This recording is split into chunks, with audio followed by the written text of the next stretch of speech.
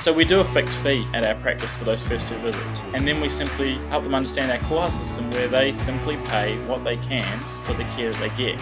So we make it really clear to them that get the care you need and just make sure whatever you exchange works for you and your family.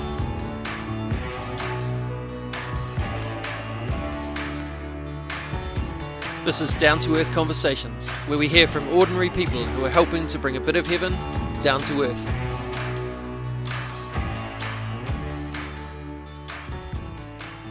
Kia ora, welcome to another episode of Down to Earth Conversations with me, your host, Andy Dixon. Now, last episode I recorded my intro while having the flu and not having much voice, and 2 weeks later I'm down with another one.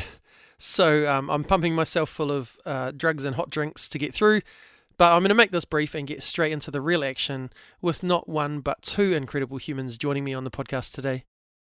Alex and Matt Wild are married with 2 beautiful tamariki. They are the founders and directors of Connect Chiropractic here in Ōtautahi, Christchurch, but they do far more than just work their chiropractic magic. They've set up their clinic using a business model that allows anyone who needs their care to be able to afford it, regardless of their financial situation. And that's led to people who usually wouldn't receive care being able to get it, while the business has become a thriving success. They also have a very community-focused practice, and they see how their support of others returns to them in good measure.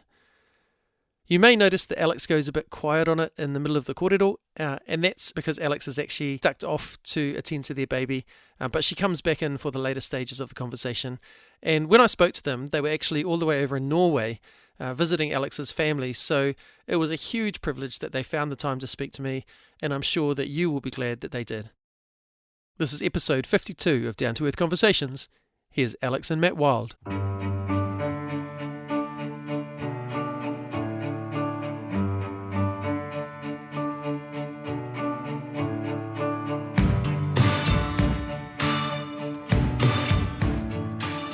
Kia ora, Matt and Alex. Hi. Hey.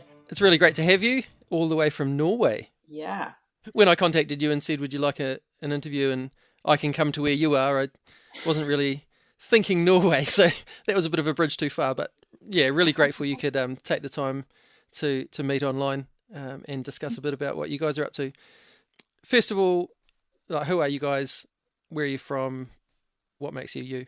So yeah, my name's Matt Wild. I grew up in Christchurch and went to Christchurch Boys High School, and from there I did sort of some health sciences down in Dunedin, and then from there that led me to the chiropractic college up in Auckland. I guess probably one of the biggest things I sort of did throughout my childhood was I played a lot of soccer, a lot of football.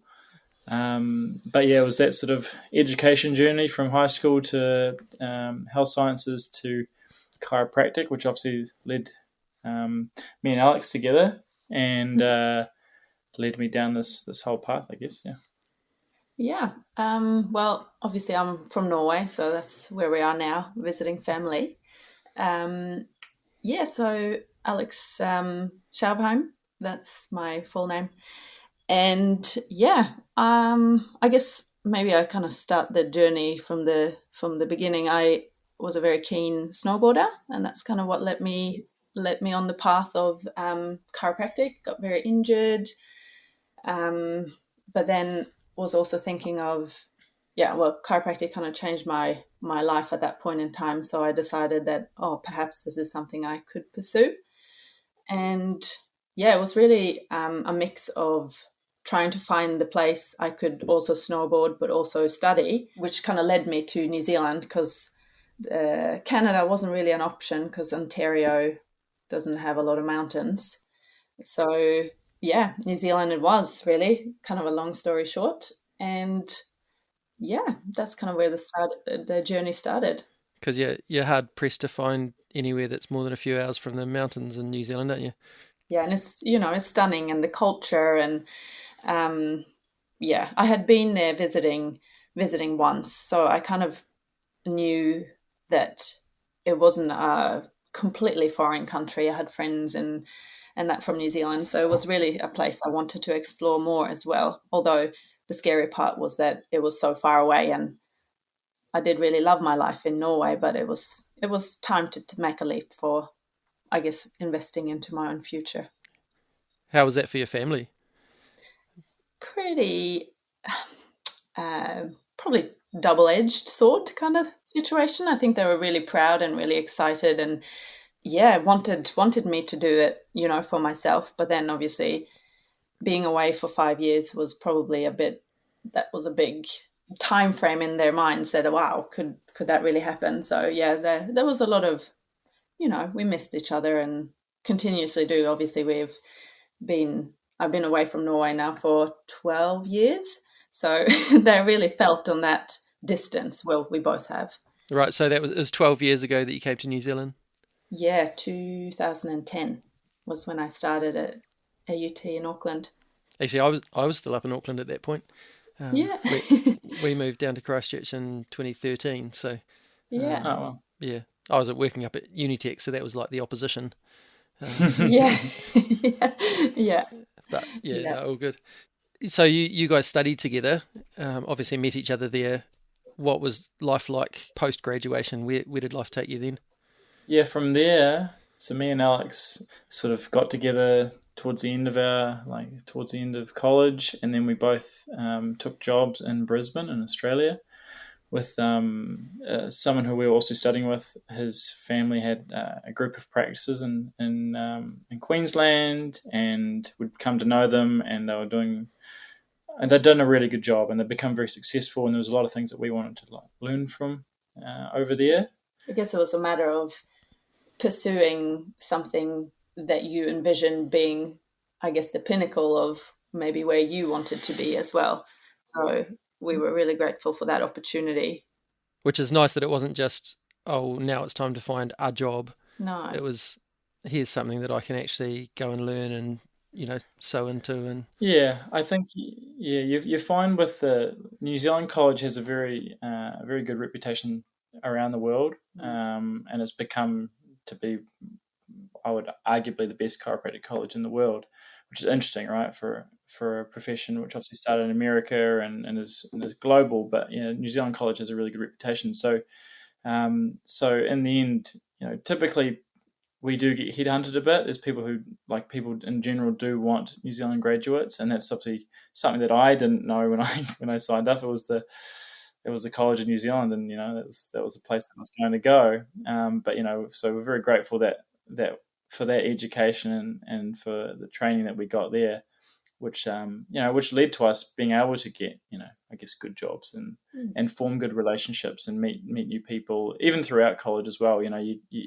There's a very strong community where you get to meet a lot of the chiropractors throughout New Zealand, throughout Australia, throughout the world through seminars and get-togethers. So that was cool, and that took us there. And we're very grateful for our experience in Australia, because I think it really it really strongly led us to what we're doing in Christchurch and what we've done in Christchurch. Because we learned a lot of things that we knew we didn't want to do. I'd say the way we were practicing in Brisbane was quite different, well, a lot different to how we're practicing in Christchurch. But that was obviously it was in the end for positive reasons. There was certainly a lot of challenges, but it certainly led to that. And probably the practicing, the hands-on has not changed that much. The actual person on the table and you're doing your work hasn't maybe changed. Obviously we've got better over the years and refined our skill, but it was probably more everything surrounding what you're doing, like the system that everything was built upon. I think we were just really finding who we were as people in terms of how we wanted to do things in a way that aligned with everything that we believed in and how we envisioned the world and how our place in the world would look like how we could make an impact and how we could be the best version of ourselves serving others. So it was probably that. so you were there for how long? 2014, 2015. It was about 3 years. So there for about 3 years. We got married in Australia, in Byron Bay. Me and Alex both worked in different practices, and then we worked in the same practice. So I guess we, again, everything sort of, all worked out for the better, where, we obviously honed our skills in different practices, but then we came together and we got used to working in the same practice together. But there are a lot of things that we were finding frustrating about, I guess, systems and how it all worked, that we knew that if we ever had our own practice, which we obviously always planned to, that we'd do things different. And the biggest thing there was definitely around accessibility to chiropractic, and the big one we found was financial. How have you found it working together as a couple? Because I know you talk to some couples about that sort of thing, and like Bex and I work together, and some people are like, oh, I don't know how you do that, like being in the same thing all the time and you don't have your own thing. And for us, it's been great, and what's it been like for you guys? Yeah, totally. You certainly you hear that a lot, and people do warn you about all the different things. Same with about friends and all sorts of things about getting into business. But I mean, in practice, I guess when we were on shift together, if that makes sense, like when we're both seeing people, I mean, you hardly see each other. So not so much. And I guess because we're on the same journey, it was more of that you've got someone that you're sharing the journey with and that you continue to grow with and communicate about things about. So like you've probably sort of said, obviously with you and your wife, like you're constantly like learning and bouncing off each other and aligning. I guess when your values align, that you're constantly looking to improve things. And again, so we took that from in Australia. It wasn't our business, and there's only so much we can do to change things, right? In the end, we're the chiropractor and within the business. Whereas, coming to Christchurch and having our own business, it's a full-time thing, us being in the business. If we're on shift in practice in Christchurch together, again, I feel like in Christchurch we probably do interact more than we did in Australia during shift. But outside of work, it is still a constant thing. You don't stop when you've got your own business. You don't stop, and you always. I think that's typically what our evenings always was talking about things going forward, things that we want to do different. Like when it's your passion, when it's what you love doing, and your business is your baby. Like you are constantly thinking about it, and I don't see that as a negative thing as such. Yeah. I mean, we've been the same. That I remember in the early days. We send out orders that come in, and one of the early weekends that went really big for us, we were up till 1 a.m. packing orders.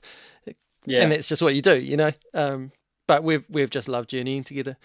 So you came back to Christchurch and you started up Connect Chiropractic, and just tell us a bit about like how that came about, and then also, what was the model? Because you talked about the finance stuff and how you do things differently. How have you done things differently there?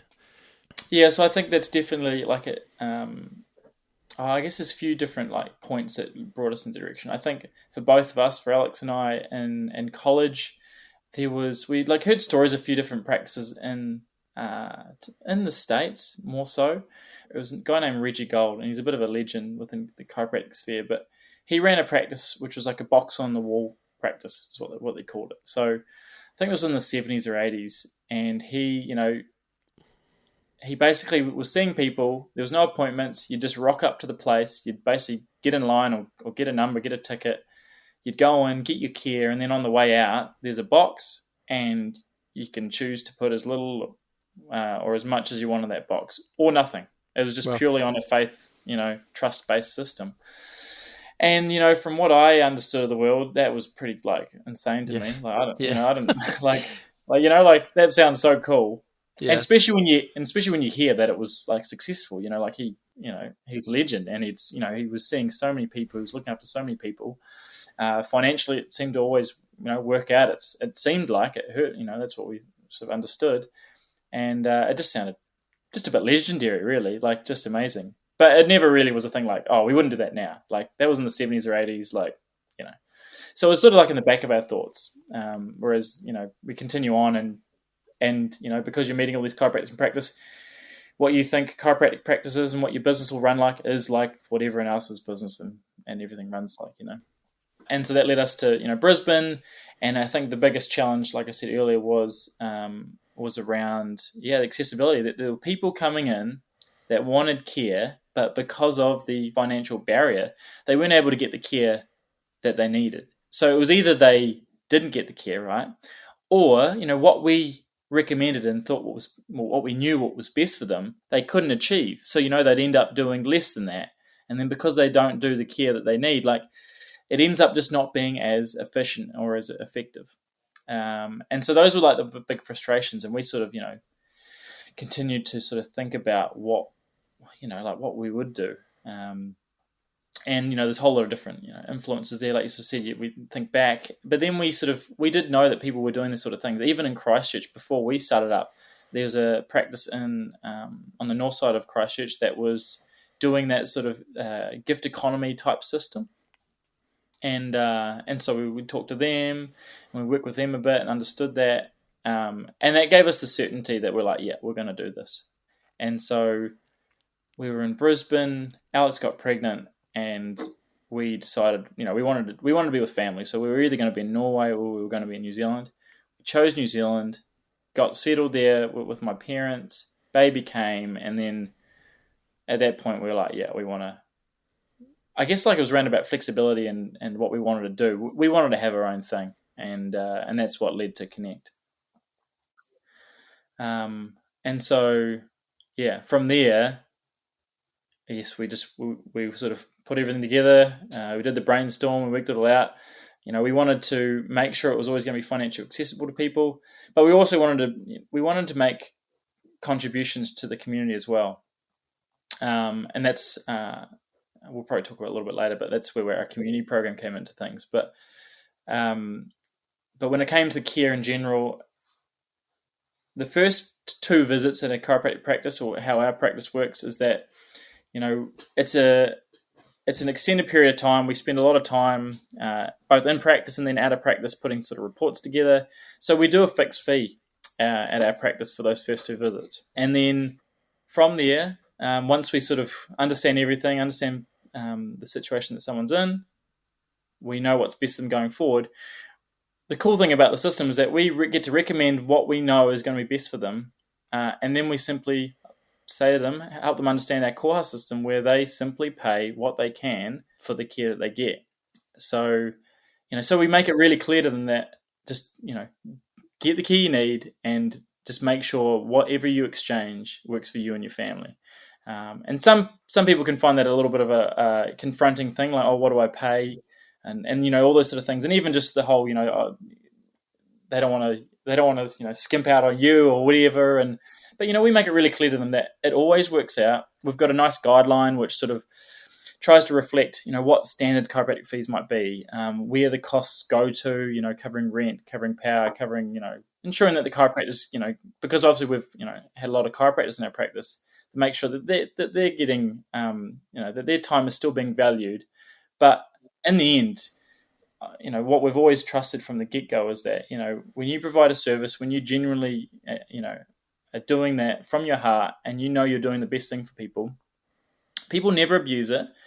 But even whatever they end up exchanging is always what they could exchange. Like, people don't abuse it, and it always works out. And on a financial point of view, very clearly, because we've set things up like this, is that in the end, what's made us financially sustainable is more and more people finding out about us, loving what we're doing. So then more people get care, and the more people that get care, the more financially sustainable the practice becomes. Yeah. So we're sort of solving both of our goals, really, is that we become more financially sustainable. So for our family and for our business, this is something that we can do for a long time. And then secondly, we're able to look after more people. It solves both the problems. And that's why, that's how we've found that, why the business has been so successful and why we've been so happy within it. Yeah. I understand the whole thing of what you're saying about people paying for some care, but not necessarily all that would be good. Because, I worked for charities for years, and, we've learnt to live on not much. But whenever I was, whether it was physio or chiropractic or whatever, I was always thinking in the back of my mind, okay, I need this, but also I need to not spend too much money. And how do I balance that? And so totally. for you to offer something that frees up that wrestling within people, that would have just been gold, like when I was going through those sort of things. Yeah, well, that's the thing, because you think about all the different, because everyone's in so many different situations. You're a student, you're not working, you are working, or you got some big bills that have come in. I think this is the beauty of the system is that for example, like just think about that, like a big bill comes in, right, and it's like for whatever that might be, there's so many things that could be, and then so what the person has to go, they go, oh, you know what, I just can't do it right now, and it's like, well. And so what we end up doing, like even if they can't contribute like anything at all, or it has to be minimal, like just do it. Like we don't like in the end we don't care. We know it always works out. And for example, like in time they might because on their own they might feel like they want to contribute more later, and they can do it later. But not that we rely on that. But when you're always making yourself accessible and focusing on what the real reason of why you're doing it. Like this is about chiropractic care. This is about people getting the care they need. So don't let that bullshit get in the way of people getting the care they need. And it always works out. And like you sort of said, is people, it's so hard for people to weigh up and to value what's most important, right? And so like you sort of said, you got all these different things, and then you got to go, oh, I've got to value the chiropractic. But then the person's got to understand that the chiropractic is of that highest of value too. Like we can't expect people to understand the value of chiropractic the way we do, especially if they have only just heard about it or someone's just recommended it to them. Like, it has to be easy. It has to be easy for them. And again, I think this is what tackles it. And when it comes to health, it's like, all right, well, the person, like what people can go, all right, I want to really improve my health. So I'm doing exercise, my nutrition, all these things can really add up. And again, like our opinion of all this is that we just don't want finance to be a barrier of people accessing something that is, quite simply can change their life. I love that you guys are saying that doing this koha-based system has actually made you more financially viable as well. That this isn't about you guys living in hardship to try and get other people to be able to afford it. It can't be. It can't be because it's not sustainable. Because then you end up breaking.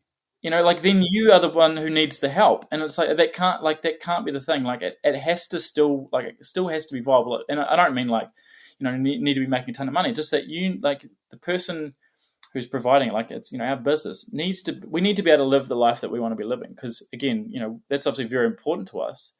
So if we can't live the life that we want to be living, and that's going to affect the care that we give, the amount of time we can apply to all these different things, and 100%, there's no way our business would have achieved what it has, helped as many people as it has, but been as successful as it has without it. In 3 years, we went from it was in the end because you were still with Sunny, at home with Sunny.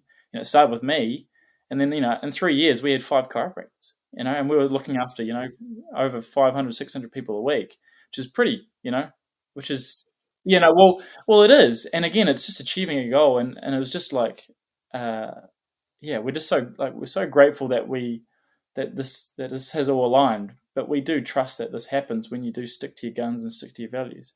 Yeah, I think it's kind of when you've thought everything through and the intent is pure, it just cannot go wrong. People asked us at the beginning all the time. It was the most commonly asked question, oh, you're not scared of people ripping you off? And it's like, yeah, well, if I dip my toe into being scared of everything, yeah, maybe I will be scared. But this is coming from that place in myself, which I'm the most comfortable living. So I'm going to do that. This is it. There's no time to worrying about the other stuff. It will work out. I think, like you sort of said, when you live and breathe that idea, in a scarce world, in that view of scarcity, things become scarce. If you start thinking people rip you off, you start acting in that manner, and people start ripping you off. But if you deal in a place of abundance, that you trust that, again, you like you sort of said, you're living the life that you want to live. You're living true to yourself. Something that's really genuine to yourself. Because I'm not saying that this, if ever were to inspire someone else, that they had to do exactly the same, because perhaps that is not genuinely them. Totally. So they, it was just figuring that out, and then living from that place. Totally.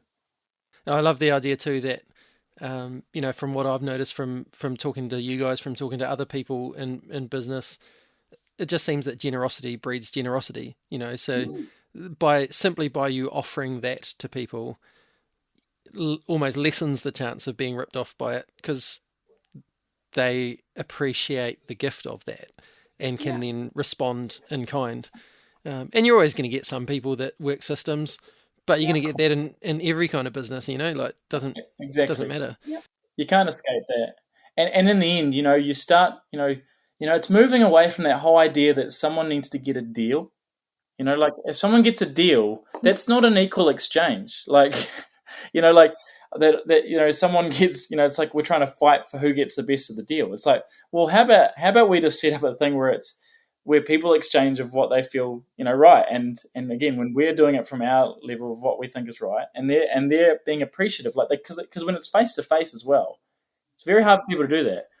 That's why, for example, that's, part of the reason why in our practice is that, the person who gives the service also receives, I guess the exchange, receives the service, that we don't have an admin person to take the payment, because I think it dilutes the connection in the exchange. Or, if we had payment systems online, or, all that sort of things, like it's not the thing. Because I think the biggest beauty of it is the exchange.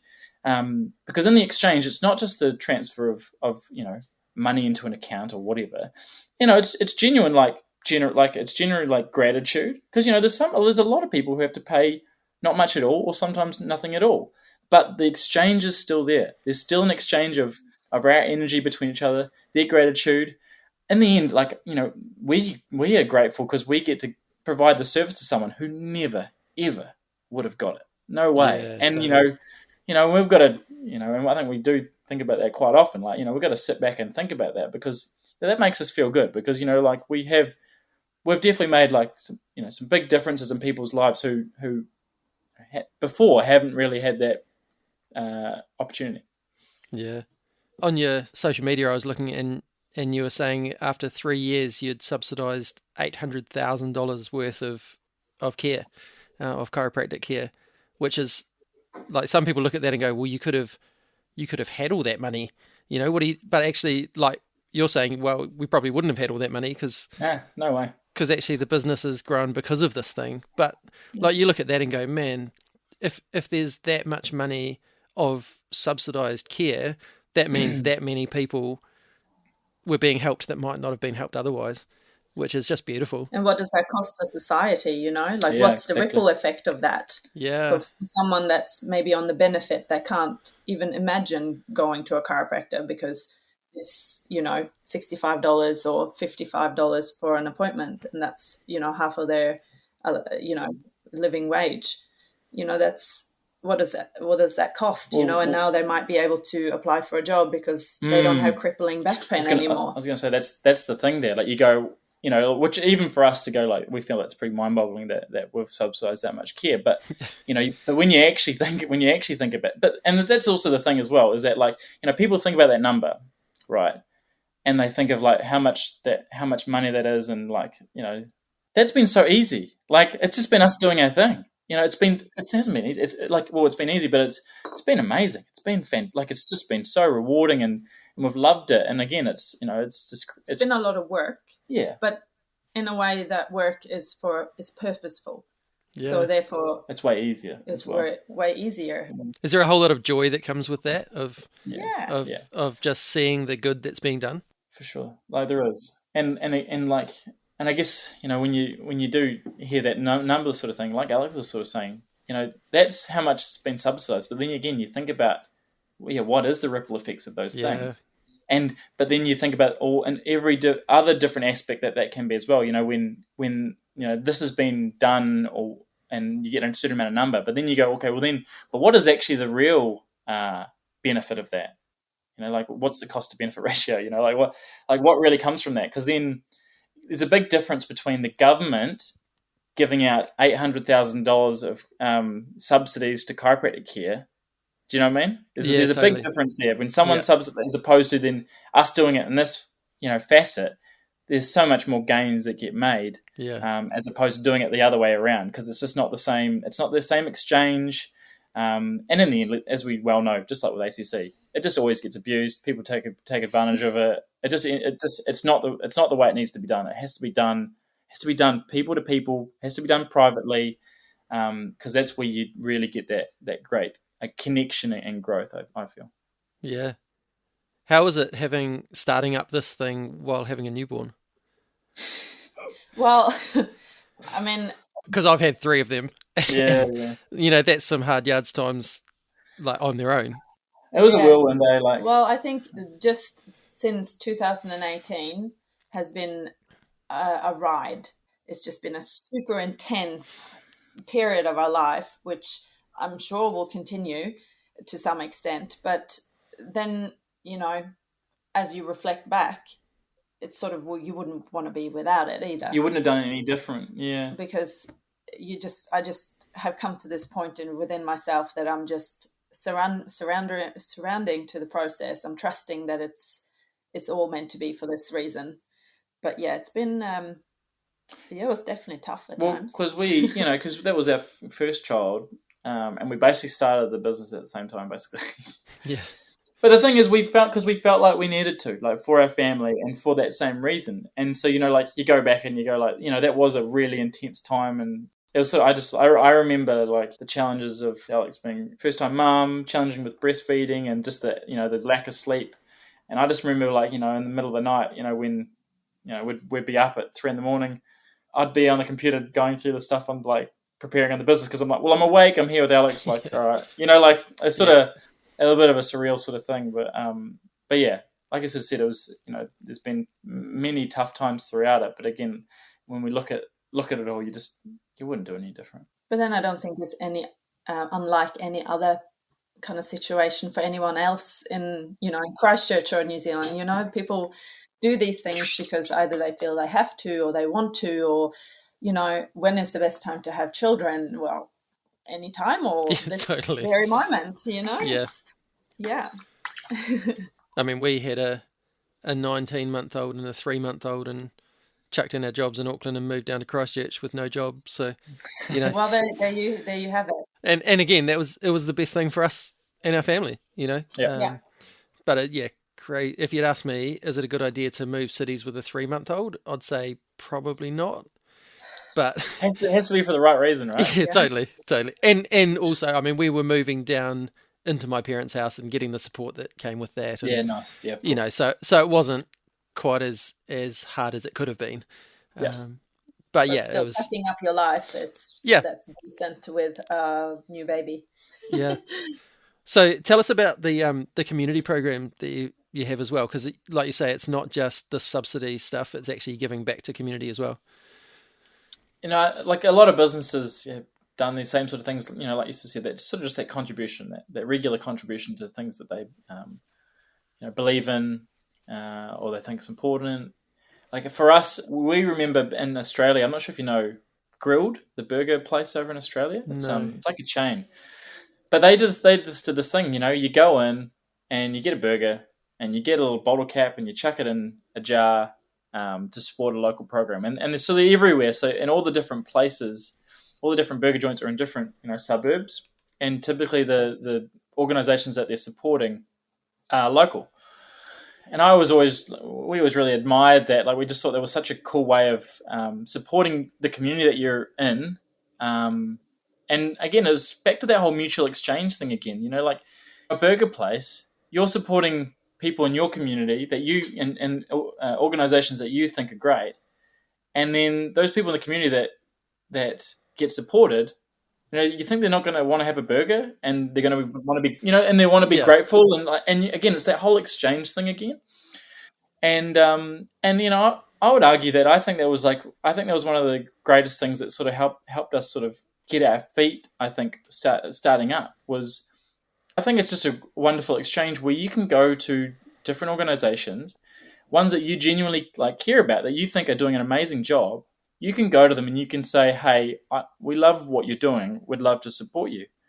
What a better way to start a relationship? And right? And so for us, we donate 1% of our revenue, so not profit, just of our overall revenue to the organization that wins in the practice. So it's 3 jars. Everyone who comes in gets an adjustment they get to choose. But when we started out, 1% wasn't much money at all. And I think that's the wonderful thing of a percentage, for example, that you can work out very easily that that the business will be fine. It doesn't become this financial liability or anything. It's just something that basically, as you grow, the amount that you can contribute gets bigger and bigger and bigger. So at the start, I think more than anything, it was a thing of intention when we go to these organizations that they were grateful for. Because what we ended up contributing, they were grateful for, but it probably didn't. The money itself didn't change things. It was probably more, again, that connection and the relationship that we actually grew. Because a lot of those organizations that we support initially, we've still got really strong relationships with. They've been part of the programs again. Quite a lot of them have ended up getting chiropractic care.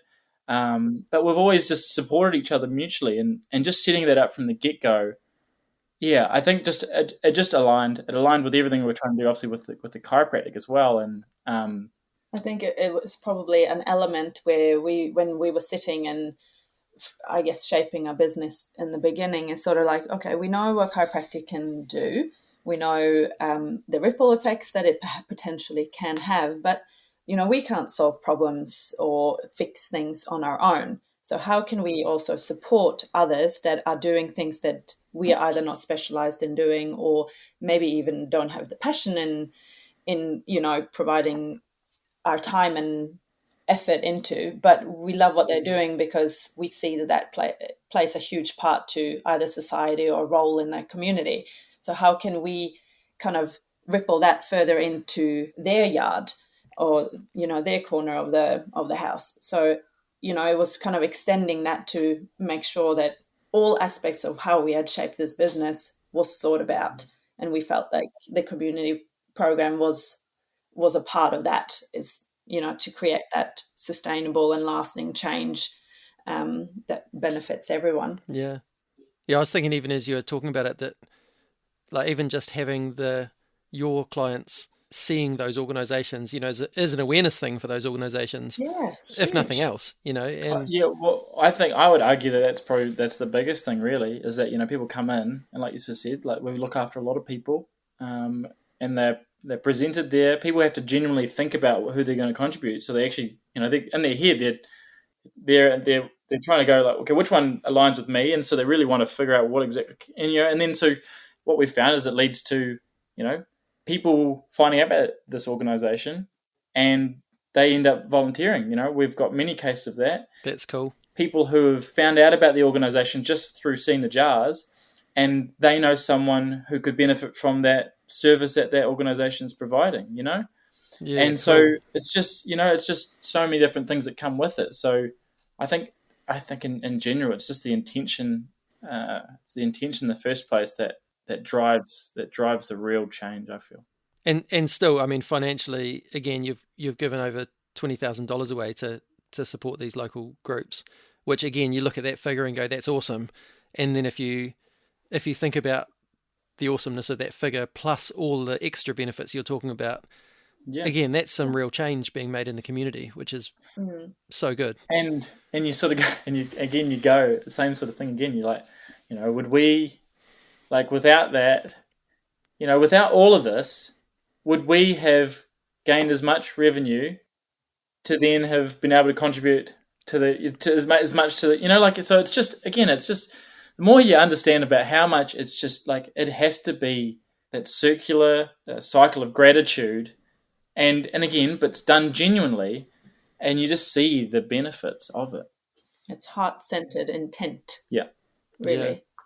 Which is, I mean, it's so good that I guess the business models that you typically hear about are really just money-driven,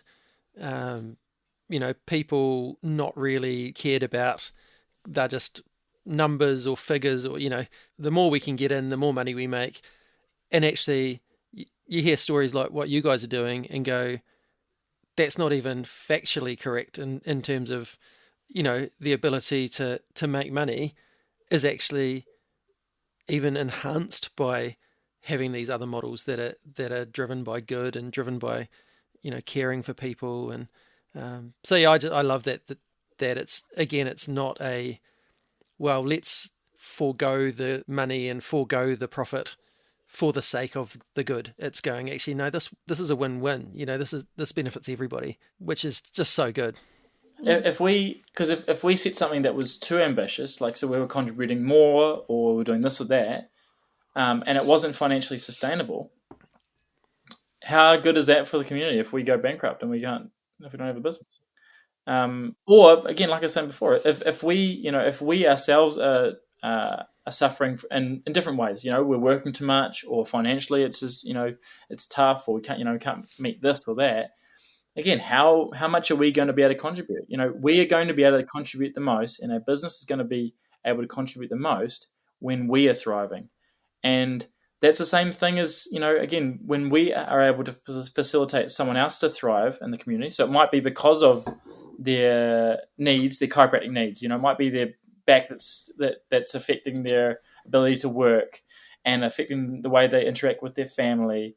And then it affects their families. It affects the way that their family interacts with the community. Like, if they're not able to thrive, that comes back around to us. If we are living in a community that isn't thriving, you think that's not going to negatively affect yourself as well? Like, so it's just maybe it's selfish after all. I don't know. Yeah, well, no, but you got to think about that. Like, it's in the end, like, we are always trying to provide the best environment for ourselves. That's a very instinctual need, and in the end, though, like, if you actually understand the big picture, we all thrive when everyone else is thriving. You can't be happy, you can't thrive when everyone else is suffering.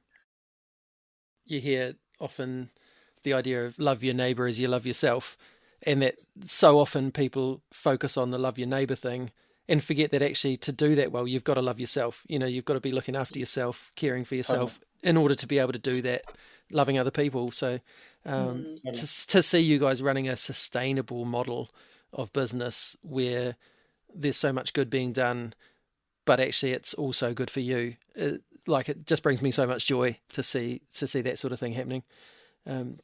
You've also been involved in other initiatives, not just the chiropractic stuff. You had a yoga studio going there for a while, and you've also got behind other people and what they're doing, like the Tua Ako thing. There's some stuff that you guys have been, like, part of me just feels like, do you guys just have this desperate need to find other ways to do good in the world? Is there something in you that's just driving that, or?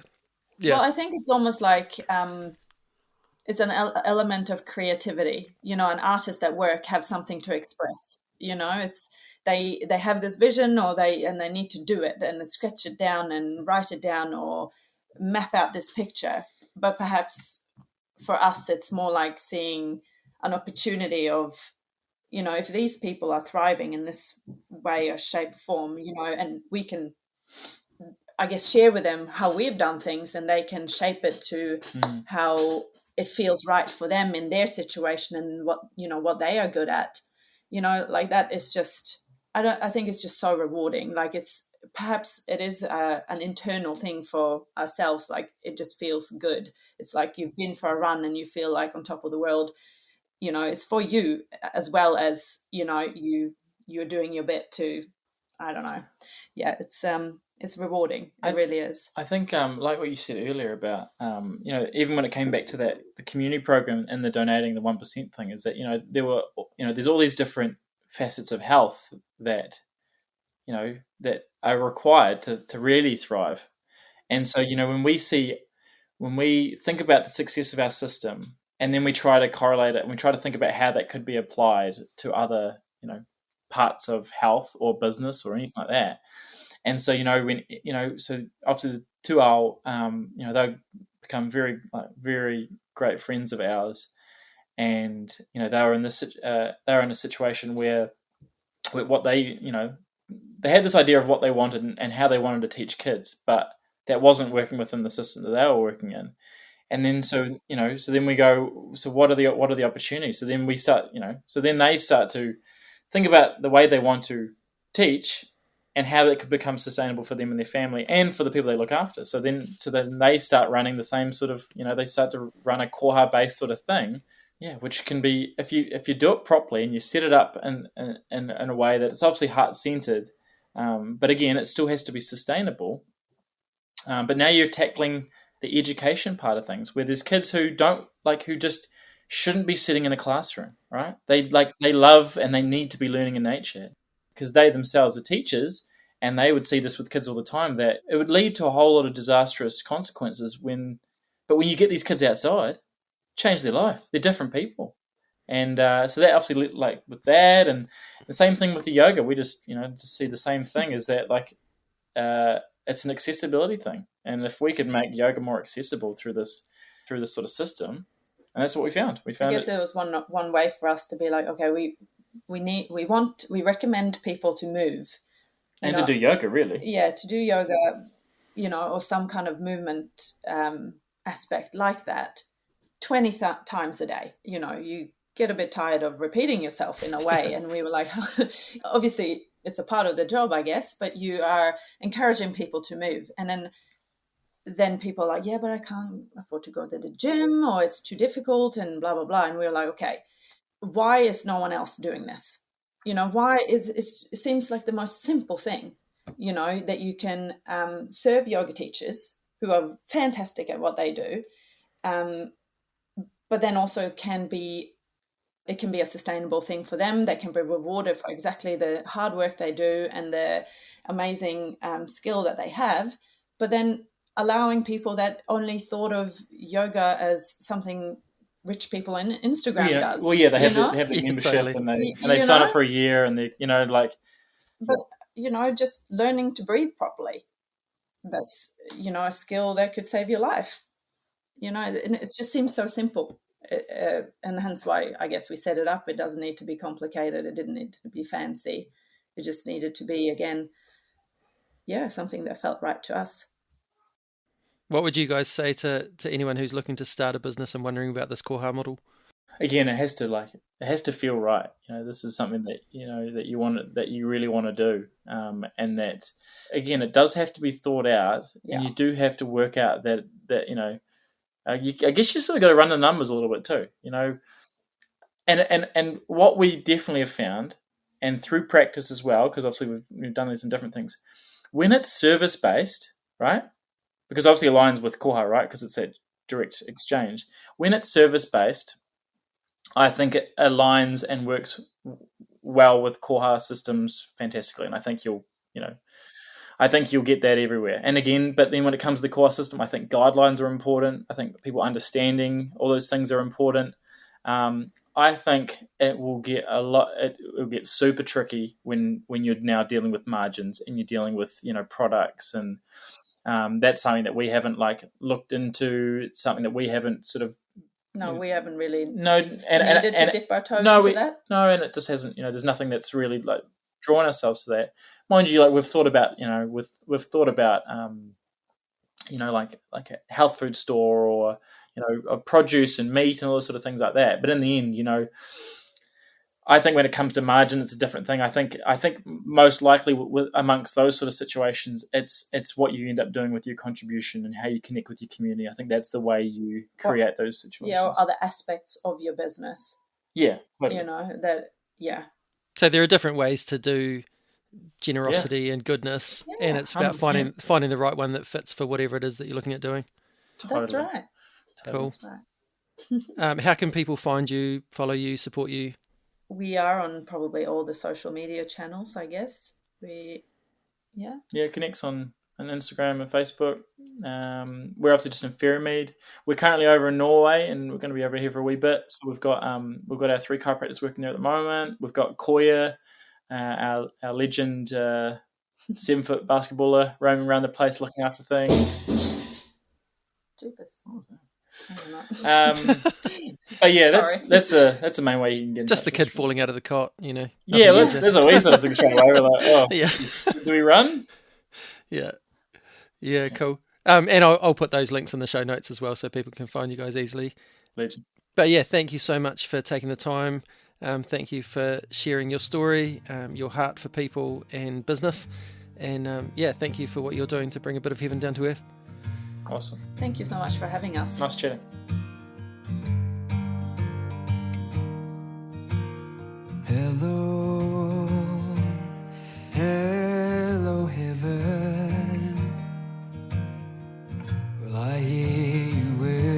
to come near. What a wonderful couple with great hearts and a really holistic view on life. It was so great to hear about how their desire to see others thrive is actually helping them to thrive, both as people and as a business. Their choice to break the wall of financial inaccessibility hasn't been something that has come at the expense of their own flourishing or that of their family, but has in fact supported it. So good. Alex and Matt, thank you for taking the time to share your story with us. Here is a blessing for you. May you never stop feeling the joy of seeing other people come alive. And may you constantly be reminded what a gift you are providing to the world, one person at a time. May the community continue to strengthen around you as you create new relationships and forge new partnerships, connecting with individuals and businesses in a mutually empowering way. And may the relationships you have already forged continue to bless you and your practice, and continue to provide a platform for all the good you do in the world. May your practices inspire others to assess their own plans, motivations, and ways of being, and may new stories emerge of businesses that are making a difference in the world through a different, beautiful business model that sees everyone thriving, because people have been inspired by you. May your relationship with one another and with your children continue to thrive as you live this balanced life of generous connectedness.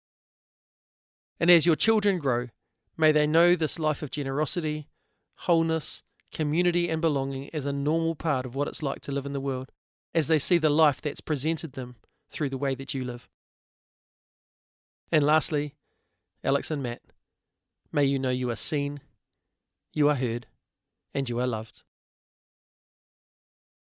Thanks to Strawn for the music and Rangi for the karakia. Join me next time when, all the way from the USA, I talk to author, former philosophy professor and current podcast host Jared Bias. Along with his former professor and good friend Peter Enns, Jared founded and hosts the Bible for Normal People podcast, which has over 1 million downloads and which helps thousands of people around the world to safely ask questions and navigate doubts about their beliefs and the Bible that many are not provided safe spaces to talk about in their own churches. We talk about his own journey of shifting beliefs while he was pastoring in a large church, how the podcast came about and the heart behind it, and we discuss his books, Love Matters More, and the recently released Jonah for Everyone. We also discuss Jared's Choctaw Nation heritage and how this has had an impact on his faith journey and how he sees himself. All this and so much more. Until then, me inoi tātou. E tō mātou matua I te rangi, kia tapu tō ingoa, kia tau mai tō rangatiratanga, kia mea te tau e pai ai ki runga ki te whenua, kia rite anō ki tō te rangi. Homai kia mātou ai nei, he taro mā mātou mō tēnei rā. Muro o mātou hara, me mātou hoki e muru nei I o te hunga, e hara ana kia mātou. Aua hoki mātou e kawea, kia whakawaia, engari whakaorangi a mātou I te kino.